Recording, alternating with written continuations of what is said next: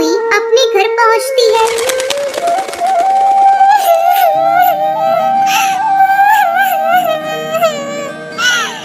क्या हुआ टुनटुनी बेटा, तू क्यों रो रही है? माँ, बंटी कबूतर ने मुझे मारा और सारी आइसक्रीम को भी फेंक दिया। वो मुझे आइसक्रीम बेचने से भी मना कर रहा है माँ। अब हम लोग क्या करेंगे? बेटा, तुझे चिंता करने की कोई जरूरत नहीं। हम लोगों की आइसक्रीम सभी लोग पसंद करते हैं। ऐसा कर, तू सभी के घर घर जाकर आइसक्रीम बेचना शुरू कर दे। ठीक है माँ, तुम फिर से आइसक्रीम बनाओ। मैं अभी सबके घरों तक आइसक्रीम पहुँचा कर आती हूँ। अब टुनटुनी जंगल के सभी पक्षियों को आइसक्रीम की होम डिलीवरी देने लगती है। आइसक्रीम बेचने के साथ साथ टुनटुनी अपनी पढ़ाई भी जारी रखती है। अब टुनटुनी को पैसों की कोई कमी नहीं थी। वो खुशी खुशी अपनी माँ के साथ अपनी जिंदगी बिताने लगती है। ये कहानी है सीतापुर गांव की एक छोटे से जंगल में रहने वाली टुनटुनी चिड़िया की, जो अपनी माँ के साथ उसी जंगल में एक आम के पेड़ पर रहती थी। टुनटुनी चंचल थी, लेकिन वो चीजों को जल्दी समझ नहीं पाती थी। टुनटुनी की माँ गरीब थी और वो बहुत मुश्किल से अपना टुनटुनी का खर्चा उठाती थी। टुनटुनी की माँ मेहंदी बेचने का काम करती थी। टुनटुनी की माँ का नाम टूनी था। एक दिन जब टुनटुनी अपनी सहेलियों के साथ खेल रही थी, तब एक सहेली पिंकी चिड़िया ने टुनटुनी से कहा, सुन टुनटुनी, हम सब मेहंदी सीखने जाएंगे, तू भी चल हमारे साथ। नहीं, मैं नहीं जा सकती। क्यों नहीं जा सकती तू? क्योंकि मेरी माँ के पास इतने पैसे नहीं है। ये कहते हुए टुनटुनी चिड़िया की आंखें भर आई थी। तब एक दूसरी सहेली ने टुनटुनी से कहा, टुनटुनी, तू नहीं जा सकती तो कोई बात नहीं। अगले दिन टुनटुनी की सारी सहेलियां मेहंदी सीखने के लिए चली गयी।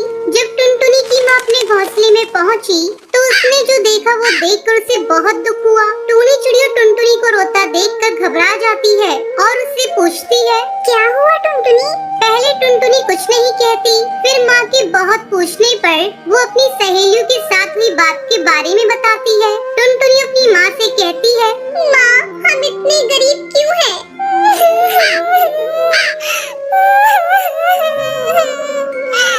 ये कहते कहते टुनटुनी फूट फूट कर रोने लगती है। ये देख उसकी माँ भी खुद को रोक नहीं पाती और टुनटुनी को अपने सीने से लगाकर रोने लगती है। ये सब एक दूर बैठा हरी तोता देख रहा था। हरी तोता टूनी चिड़िया के पास गया। हरी तोते ने टूनी चिड़िया से पूछा, क्या हुआ टूनी बहन?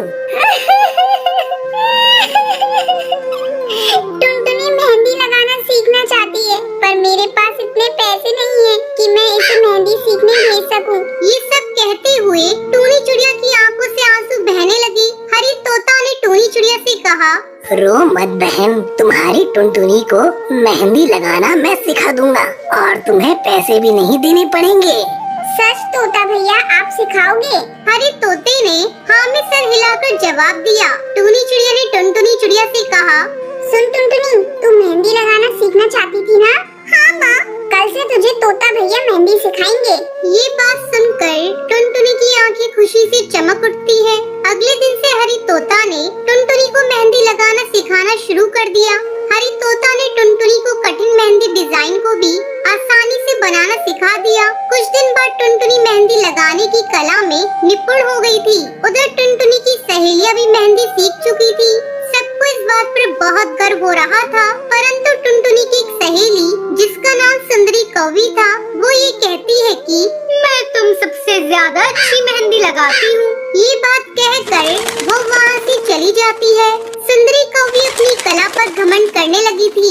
इधर टुनटुनी ने जंगल की दूसरी चिड़ियाओं को मेहंदी लगाना शुरू कर दिया था और पक्षियों को उसकी लगाई मेहंदी बहुत पसंद भी आती थी। टुनटुनी चिड़िया मेहंदी लगाने के लिए धीरे धीरे प्रसिद्ध होने लगी और अब उसे मेहंदी लगाने के पैसे मिलने लगे थे, जिससे उनकी गरीबी काफी हद तक दूर हो गई थी। टुनटुनी और उसकी माँ इस बात को लेकर बहुत खुश थे। जब इस बात का पता टुनटुनी की सहेलियों को चला, तो उससे मिलने के लिए गई। टुनटुनी अपनी सहेलियों से मिलकर बहुत खुश हुई, परंतु सुंदरी कौवी को टुनटुनी की इतनी तारीफ पसंद नहीं आई। सुंदरी कौवी चिड़ियाओं के सरदार कड़कनाथ सेठ की बेटी थी। सुंदरी कौवी ने सरदार से कहा, पिताजी, क्यों न इस बार जंगल में मेहंदी प्रतियोगिता रखी जाए। इससे ये पता चल जाएगा कि इस जंगल में सबसे अच्छी मेहंदी कौन लगाता है। सरदार कड़कनाथ सुंदरी कौवी की बात मान लेता है। सरदार ने अपनी कबूतर से कहा, मंत्री जी, मेहंदी प्रतियोगिता की व्यवस्था की जाए। जब प्रतियोगिता की तैयारी चल ही रही थी कि सुंदरी कौवी ने अपनी सहेलियों से कहा, देख लेना, ये प्रतियोगिता मैं ही जीतूंगी।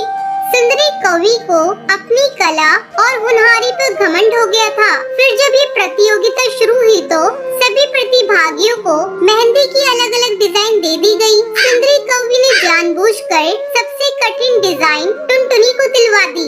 सुंदरी कौवी ने मन में सोचा, ये टुनटुनी तो बेवकूफ है, इतनी कठिन डिजाइन ये नहीं बना पाएगी और ये प्रतियोगिता हार जाएगी और फिर ये प्रतियोगिता मैं ही जीतूंगी। सुंदरी कौवी ये सोचकर मन ही मन खुश हो रही थी। तभी प्रतियोगिता का समय समाप्त हो जाता है और प्रतियोगिता की विजेता की घोषणा शुरू हो जाती है। प्रथम पुरस्कार टुनटुनी को और दूसरा तीसरा पुरस्कार